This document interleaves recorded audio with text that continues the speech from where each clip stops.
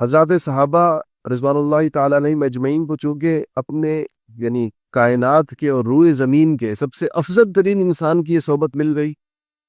ان کی یہ خوش نصیبی تھی کہ وہ اس اللہ پاک نے ان کا انتخاب اس کے لیے فرمایا۔ حدیث شریف میں آتا ہے کہ اللہ جل شانہ نے صحابہ کا انتخاب فرمایا ہے کہ یہ رسول اللہ صلی اللہ علیہ وسلم کے ساتھ ہوں گے، یہ وہ لوگ ہوں گے جو حالت ایمان میں آپ کو دیکھیں گے اور آپ کی بات سنیں گے۔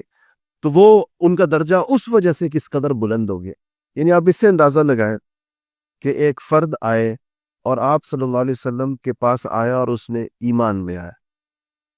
اور ایمان لاتے ہی جسے صحابہ کا عام طور پر معمول تھا کہ آپ کے ہاتھ میں ہاتھ دے کر وہ کلمہ پڑھا کرتے تھے کہ اشہد ان لا الہ الا اللہ واشہد ان محمد عبدہ ورسولہ، محمد رسول اللہ، عام طور پر ہاتھ میں ہاتھ دے کر یہ کلمہ پڑھا جاتا تھا۔ تو اگر فرض کیجئے کسی شخص نے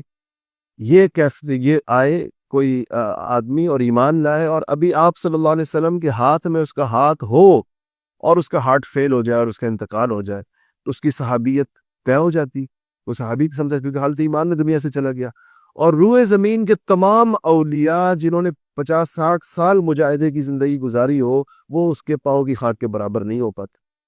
تو اس سے پتہ چلتا ہے کہ یہ صحبت اللہ جل شانہ نے اسے کتنی بڑی قیمت لگائی ہے بمقابلہ عمل، ورنہ عمل تو ان لوگوں کا زیادہ ہے جن لوگوں نے 50 سال تہجد پڑھی ہوگی، جنہوں نے 50 سال زکاتیں دی ہوگی، جنہوں نے 50 سال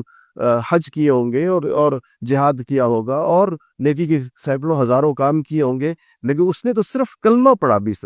اس کی زبان سے کلمہ ارشاد ہوا اور اس کے بعد اس کا آخری وقت آ گیا۔ جیسے بہت سارے لوگ تھے کہ جس دن کلمہ پڑھا اسی دن ان کا انتقال بھی ہوا، لیکن درجہ اللہ تعالیٰ کے نزدیک وہ جو صحبت کا جو مقام ہے وہ اتنا بلند ہے کہ اس کی بنیاد پر اس کے لیے ایک درجہ اور ایک سٹیٹس ایسا طے ہوا ہے کہ جس کو کوئی عمل بھی، انسان کا اختیاری کوئی عمل اس تک نہیں پہنچ سکتا۔